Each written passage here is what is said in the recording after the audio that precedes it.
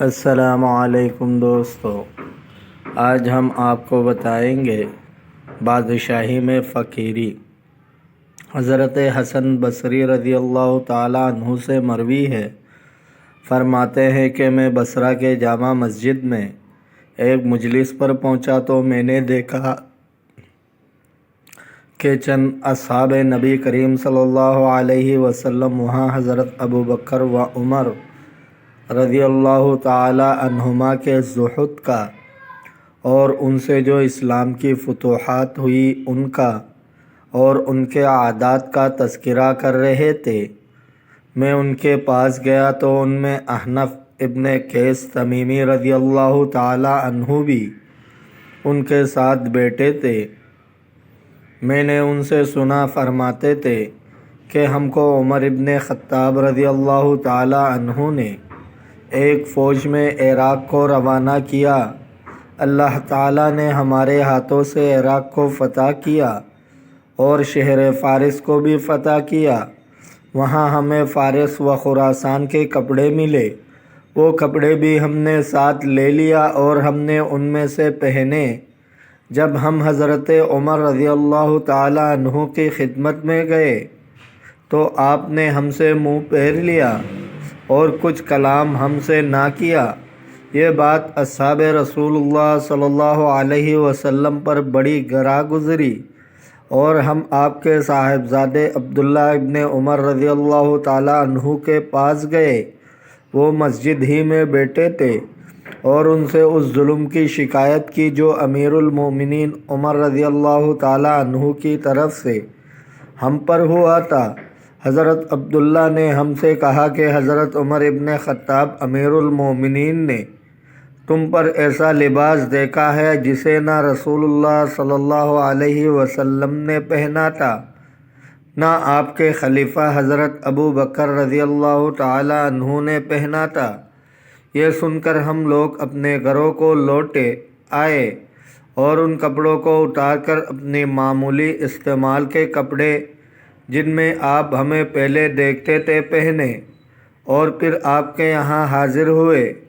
ہمیں دیکھ کر آپ کھڑے ہو گئے اور اس طرح ایک ایک کو دیکھ کر سلام کیا اور ایک ایک سے معانقہ کیا، گویا آپ نے ہم سے اس سے پہلے ملاقات ہی نہیں کی، نہ دیکھا۔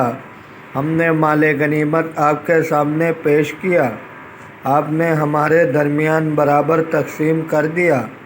اس غنیمت میں ایک قسم کا سرخ زرد روٹی جو زبیب کی قسم سے تھی آپ کے سامنے پیش ہوئی۔ آپ نے اسے چکھا تو وہ بہت خوش ذائقہ اور خوشبودار تھی۔ آپ ہماری طرف متوجہ ہوئے اور فرمایا، اے گروہ مہاجرین و انصار، اس کھانے پر تم میں بیٹا باپ کو اور بھائی بھائی کو قتل کرے گا۔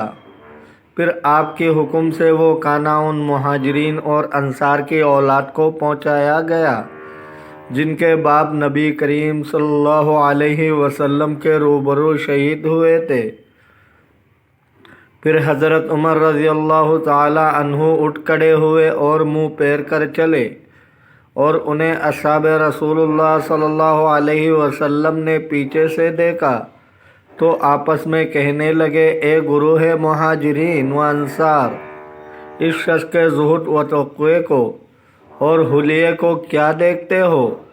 جب سے کہ حق تعالیٰ نے اس کے ہاتھ سے کسریٰ و قیصر کا ملک اور اطراف مشرق و مغرب کو فتح کیا اور عرب و عجم کے وفد ان کے پاس آتے ہیں اور انہیں اس حالت میں دیکھتے ہیں کہ ان کے بدن پر یہ جبہ ہے جس میں 12 پیون لگے ہیں، تو ہم اپنی نظر میں خود حقیر و ذلیل نظر آنے لگتے ہیں، اور تم اے اصحاب رسول اللہ صلی اللہ علیہ وسلم بڑے لوگ ہو، آپ صلی اللہ علیہ وسلم کے ساتھ لڑائیوں میں اور مشاہد میں شریک رہنے والے ہو اور مہاجرین و انصار میں سبقت رکھنے والے ہو۔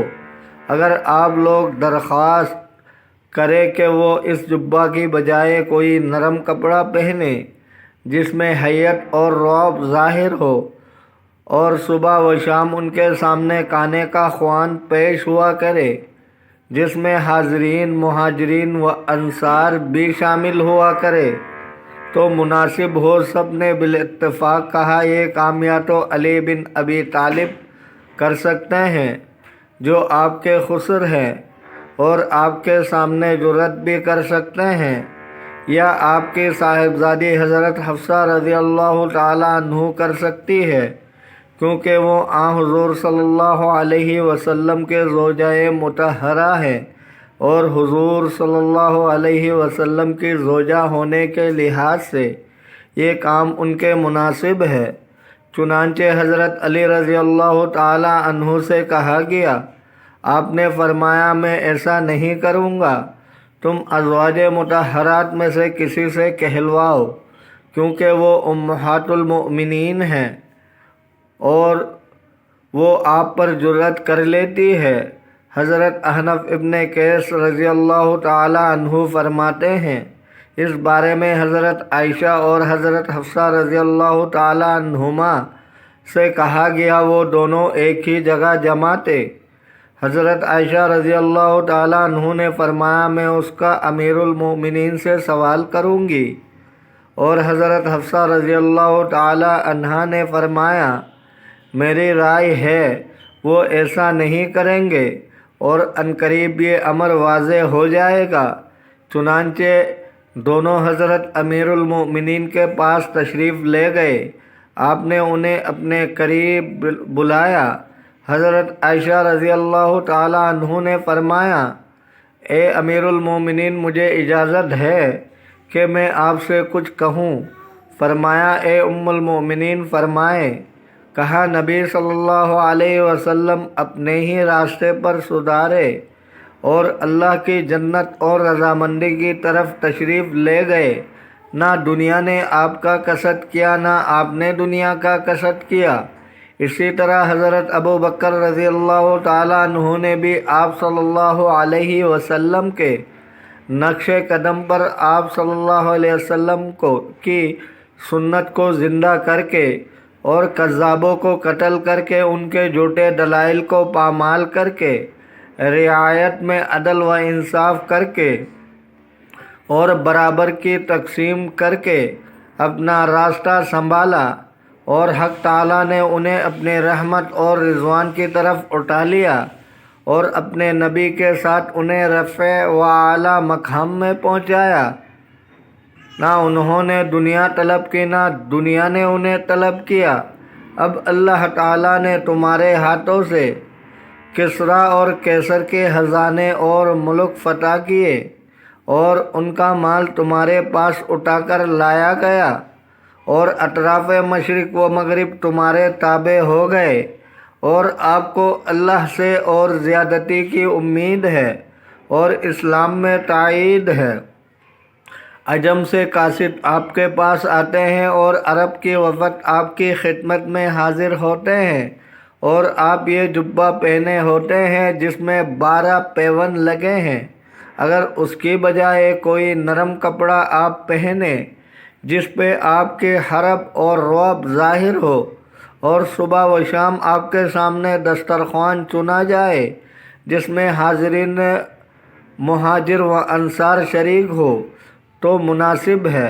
یہ سن کر حضرت عمر رضی اللہ تعالی عنہ بہت روئے، پھر فرمایا خدا کے واسطے میں تم سے پوچھتا ہوں، کیا تم جانتی ہو کہ رسول اللہ صلی اللہ علیہ وسلم نے کبھی 10 دن تک پیٹ بھر کے گیہوں کی روٹی کھائی ہے، یا 5 دن تک، یا 3 دن تک، یا صبح شام دونوں وقت کھائی ہے؟ آپ وفات تک فرمایا نہیں۔ پھر فرمایا اے عائشہ رضی اللہ تعالی عنہا کی طرف متوجہ ہوئے اور فرمایا کہ رسول اللہ صلی اللہ علیہ وسلم کے پاس کانا زمین میں سے ایک بالش اونچے دسترخوان پر بھی کبھی پیش ہوا؟ آپ کے حکم سے کانا زمین پر رکھا جاتا تھا اور خوانچہ اٹھا لیا جاتا تھا؟ دونوں نے کہا ہاں بے شک۔ پھر فرمایا ان سے تم دونوں حضور نبی کریم صلی اللہ علیہ وسلم کی ازواج مطہرات ہو، اور امہات المؤمنین ہو، تمہارا مسلمانوں پر حق ہے اور مجھ پر خصوصیت کے ساتھ، لیکن تم میرے پاس آئے ہو اور مجھے دنیا کی ترکیب دلاتی ہو، اور میں جانتا ہوں کہ نبی صلی اللہ علیہ وسلم نے اون کا جبہ پہنا ہے۔ کبھی کبھی اس کی سختی سے آپ صلی اللہ علیہ وسلم کی جلد مبارک چھل جاتی تھی۔ کیا تمہیں یہ بھی معلوم ہے؟ انہوں نے کہا ہاں بے شک۔ فرمایا تم جانتی ہو کہ ان حضور صلی اللہ علیہ وسلم اپنا جبہ پہنے اسی کی ایک جانب کو بستر کر کے لیٹ جاتے تھے، اور اے عائشہ رضی اللہ تعالی عنہا، آپ کے گھر ایک ٹاٹ تھا جس کا دن میں فرش کیا جاتا تھا اور شب کو اس کا بستر بنا کے آپ لیٹ جاتے تھے۔ جب ہم حضور صلی اللہ علیہ وسلم کے پاس حاضر ہوتے تو آپ کے پہلو پر بوریا کی نقش پڑے ہوئے دیکھتے۔ اے حفصہ رضی اللہ تعالی عنہا، یاد کرو تم نے مجھ سے بیان کیا ہے کہ ایک بار تم نے کسی نرم بستر کی حضرت سے تعریف کی، اس کی نرمی دیکھ کر آپ اس پر سو گئے تو صبح بلال رضی اللہ تعالی عنہ کی اذان سن کر اٹھے اور تم سے فرمایا اے حفصہ رضی اللہ تعالی عنہا، تم نے یہ کیا کیا؟ مجھ سے رات بچھونے کی تعریف کی، حتیٰ کہ صبح تک میں نیند میں رہا۔ مجھے دنیا کی کیا حاجت ہے؟ مجھے کیوں تم نے نرم بستر میں مشغول کر دیا؟ اے حفصہ رضی اللہ تعالی عنہا، کیا تم نہیں جانتی ہو کہ رسول اللہ صلی اللہ علیہ وسلم کے اگلے پچھلے گناہ بخشے گئے تھے؟ آپ نے بھوکے رات گزاری اور سجدے میں سوئے اور ہمیشہ رکوع میں، سجدے میں اور رونے میں اور گریہ وزاری میں رات و دن مشغول رہے، حتیٰ کہ آپ کو حق تعالیٰ نے اپنی رحمت و رضوان کی طرف بلا لیا۔ اگر عمر رضی اللہ تعالی عنہ اچھا کھانا نہ کھائے اور نرم لباس نہ پہنے تو وہ اپنے صاحبین کے اقتداء پر ہے۔